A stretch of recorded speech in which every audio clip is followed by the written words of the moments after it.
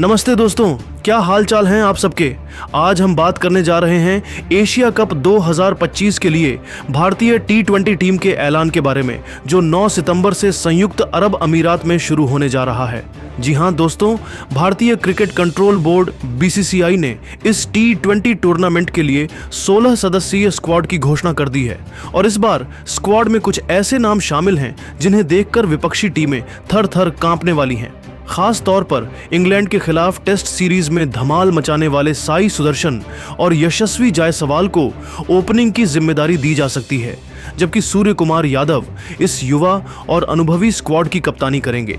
लेकिन इस टूर्नामेंट में सबकी नजरें 14 सितंबर को दुबई में होने वाले भारत पाकिस्तान के महामुकाबले पर टिकी हैं। तो आखिर इस स्क्वाड में कौन कौन से खिलाड़ी शामिल हैं, भारत का पहला मैच कब और किसके खिलाफ होगा, और क्या सूर्य कुमार यादव फिट होकर मैदान पर वापसी करेंगे, पूरी जानकारी हम आपको बताने जा रहे हैं। लेकिन उससे पहले आप हमें कमेंट में जरूर बताइए कि क्या भारत इस बार सूर्य कुमार यादव की कप्तानी में एशिया कप का खिताब जीत पाएगा और क्या भारत को पाकिस्तान के खिलाफ मैच खेलना चाहिए या नहीं। दोस्तों, जैसा कि आप सभी जानते हैं कि भारतीय क्रिकेट टीम ने हाल ही में इंग्लैंड के खिलाफ 5 मैचों की टेस्ट सीरीज खेली थी, जो 2-2 से ड्रॉ रही थी। सीरीज में कप्तान शुभमन गिल और युवा बल्लेबाज साई सुदर्शन ने शानदार प्रदर्शन किया था।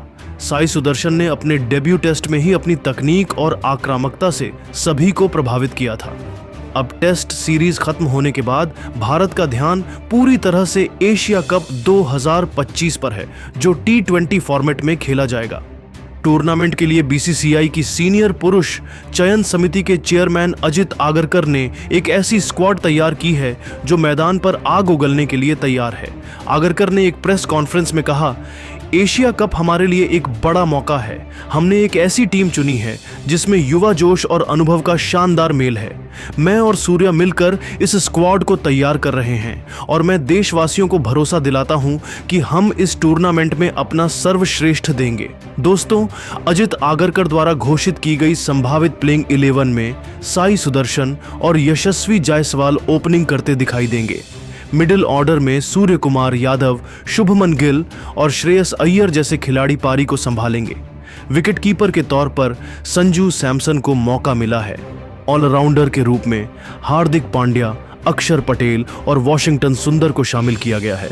गेंदबाजी की बात करें तो तेज गेंदबाजी की जिम्मेदारी अर्शदीप सिंह और मोहम्मद सिराज संभालेंगे, जबकि स्पिन गेंदबाजी के लिए कुलदीप यादव और वरुण चक्रवर्ती को चुना गया है।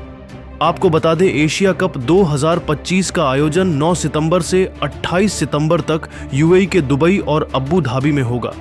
इस टूर्नामेंट में कुल 8 टीमें हिस्सा लेंगी, जिन्हें 2 ग्रुप में बांटा गया है। ग्रुप A में भारत, पाकिस्तान, UAE और ओमान शामिल हैं, जबकि ग्रुप B में श्रीलंका, बांग्लादेश, अफगानिस्तान और हांगकांग की टीमें हैं।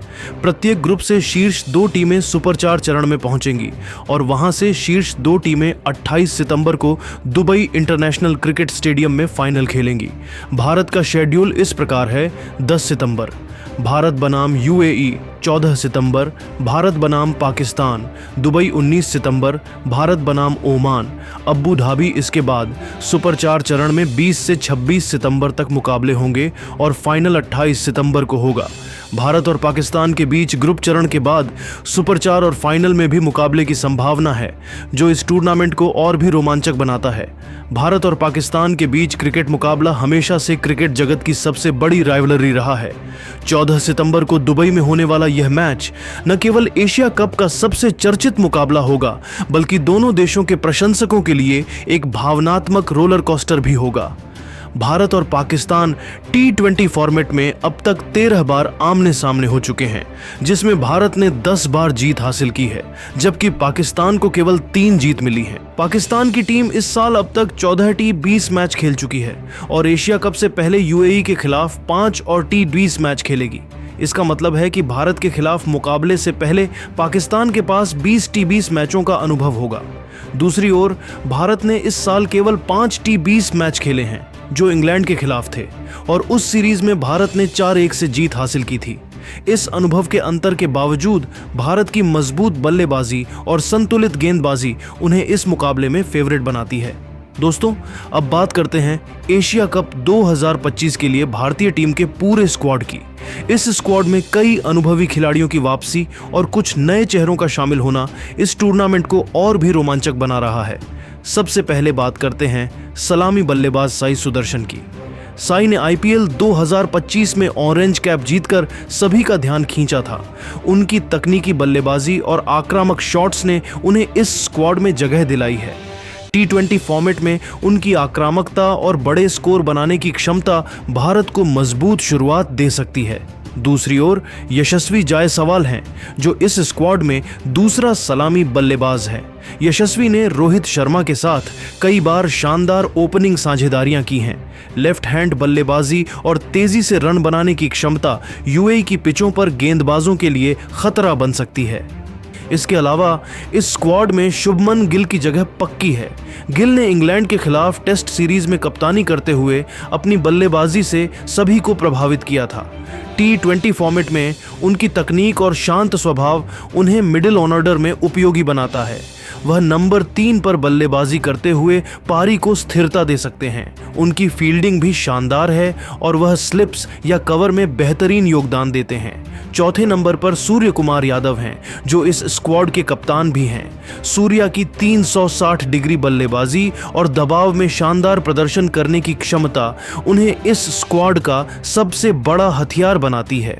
हाल ही में हर्निया सर्जरी से उबरने के बाद वह एनसीए में रिहैबिलिटेशन कर रहे हैं और उनकी फिटनेस इस टूर्नामेंट के लिए अहम होगी। सूर्या की कप्तानी में भारत ने कई T20 सीरीज जीती हैं और वह इस बार भी अपनी रणनीति से विपक्षी टीमों को परेशान करेंगे। 5वें नंबर पर संजू सैमसन को जगह मिली है। संजू एक विस्फोटक बल्लेबाज और चुस्त विकेटकीपर हैं। उन्होंने 2024 में T20 में शानदार प्रदर्शन किया था और आईपीएल 2025 में भी उनकी बल्लेबाजी ने सभी को प्रभावित किया। उनकी आक्रामकता और विकेटकीपिंग में चुस्ती इस स्क्वाड को लचीलापन देती है। संजू मिडिल ऑर्डर में तेजी से रन बनाने और पारी को फिनिश करने में माहिर हैं। 6ठे नंबर पर श्रेयस अय्यर को शामिल किया गया है। श्रेयस मिडिल ऑर्डर के भरोसेमंद बल्लेबाज हैं। आईपीएल 2025 में उनकी धमाकेदार बल्लेबाजी ने चयनकर्ताओं को प्रभावित किया था। स्पिन गेंदबाजी के खिलाफ उनकी क्षमता यूएई की पिचों पर भारत के लिए फायदेमंद होगी। उनकी फील्डिंग भी औसत से बेहतर है, जो टीम के लिए बोनस है। 7वें नंबर पर तिलक वर्मा का नाम है। तिलक एक युवा और आक्रामक बल्लेबाज हैं, जो मिडिल ऑर्डर में तेजी से रन बना सकते हैं। उनकी बल्लेबाजी में लचीलापन और बड़े शॉट्स खेलने की क्षमता इस स्क्वाड को गहराई देती है। 8वें नंबर पर रिंकू सिंह को जगह मिली है। रिंकू एक शानदार फिनिशर हैं, जो निचले क्रम में विस्फोटक बल्लेबाजी के लिए जाने जाते हैं। उनकी तेजाई से रन बनाने की क्षमता भारत को बड़े स्कोर तक ले जा सकती है। 9वें नंबर पर ध्रुव जुरैल हैं। ध्रुव बैकअप विकेटकीपर के तौर पर स्क्वाड में शामिल हैं। उनकी बल्लेबाजी में स्थिरता और विकेटकीपिंग में चुस्ती इस स्क्वाड को अतिरिक्त मजबूती देती है। 10वें नंबर पर हार्दिक पांड्या को शामिल किया गया है। हार्दिक एक स्टार ऑलराउंडर हैं, जो अपनी विस्फोटक बल्लेबाजी और तेज गेंदबाजी से किसी भी मैच का रुख पलट सकते हैं। निचले क्रम में उनकी आक्रामक बल्लेबाजी और गेंदबाजी में गति और उछाल विपक्षी बल्लेबाजों को परेशान करता है। उनकी फिटनेस इस टूर्नामेंट में अहम होगी। 11वें नंबर पर अक्षर पटेल हैं। अक्षर एक शानदार स्पिन ऑलराउंडर हैं, जो अपनी कसी हुई गेंदबाजी से मिडिल ओवर्स में रन रोकते हैं। वह निचले क्रम में तेजी से रन बनाने की क्षमता भी रखते हैं। उनकी फील्डिंग भी शानदार है और वह अक्सर महत्वपूर्ण कैच या रन आउट करते हैं। 12वें नंबर पर वॉशिंगटन सुंदर को जगह मिली है। वॉशिंगटन अपनी ऑफ स्पिन और सटीक गेंदबाजी के लिए जाने जाते हैं। वह मिडिल ओवर्स में किफ़ायती गेंदबाजी करते हैं और ज़रूरत पड़ने पर विकेट भी निकालते हैं। बल्लेबाजी में भी वह उपयोगी योगदान दे सकते हैं। उनकी बहुमुखी प्रतिभा इस स्क्वाड को और मजबूत बनाती है। 13वें नंबर पर कुलदीप यादव का नाम है। कुलदीप भारत के प्रमुख चाइनामैन स्पिनर हैं। उनकी कलाई की स्पिन और विविधता उन्हें T20 फॉर्मेट में खतरनाक बनाती है। वह यूएई की पिचों पर विपक्षी बल्लेबाजों को परेशान कर सकते हैं। 14वें नंबर पर वरुण चक्रवर्ती हैं। वरुण एक मिस्ट्री स्पिनर हैं, जिनकी गेंदबाजी में विविधता भारत के लिए तुरुप का इक्का साबित हो सकती है। उनकी गूगली और फ्लिपर यूएई की सपाट पिचों पर प्रभावी होंगी। 15वें नंबर पर अर्शदीप सिंह को शामिल किया गया है। अर्शदीप एक युवा और प्रतिभाशाली तेज गेंदबाज हैं। उनकी स्विंग और डेथ ओवर्स में यॉर्कर डालने की क्षमता उन्हें खास बनाती है। उन्होंने हाल के T10 मैचों में अपनी गेंदबाजी से सभी को प्रभावित किया है। आखिरी नाम है मोहम्मद सिराज का। सिराज एक अनुभवी तेज गेंदबाज हैं जो अपनी सटीकता और स्विंग के लिए जाने जाते हैं। उनकी गेंदबाजी में निरंतरता और विकेट लेने की क्षमता इस स्क्वाड को और मजबूती देती है। वह शुरुआती ओवर्स में विकेट निकालने में माहिर हैं। रिजर्व खिलाड़ियों में अभिषेक शर्मा, हर्षित राणा और प्रसिद्ध कृष्णा को शामिल किया गया है। अभिषेक एक विस्फोटक सलामी बल्लेबाज हैं जो जरूरत पड़ने पर स्पिन गेंदबाजी भी कर सकते हैं। हर्षित राणा एक उभरते हुए तेज गेंदबाज हैं जिन्होंने डोमेस्टिक क्रिकेट और IPL में अपनी गति और स्विंग से प्रभावित किया है। प्रसिद्ध कृष्णा भी एक तेज गेंदबाज हैं जो अपनी गति और उछाल से विपक्षी बल्लेबाजों को परेशान कर सकते हैं। तो दोस्तों, हमने आपको बताया कि चेयरमैन अजित आगरकर और कप्तान सूर्य कुमार यादव द्वारा चुने गए इस स्क्वाड में किन किन खिलाड़ियों को मौका मिला है। जैसा कि आप जानते हैं, साई सुदर्शन और यशस्वी जायसवाल की ओपनिंग जोड़ी इस टूर्नामेंट में भारत को तेज शुरुआत दे सकती है। संजू सैमसन की विकेट कीपिंग और बल्लेबाजी भी देखने लायक होगी। लेकिन दोस्तों, आपको क्या लगता है, अजित आगरकर ने जो स्क्वाड चुना है वह सही है या इसमें कुछ बदलाव होने चाहिए? और क्या भारत इस बार एशिया कप का खिताब जीत पाएगा? आप अपनी राय कमेंट में जरूर बताइए और ऐसी ही अपडेट्स के लिए हमारे चैनल को सब्सक्राइब कर लीजिए। धन्यवाद।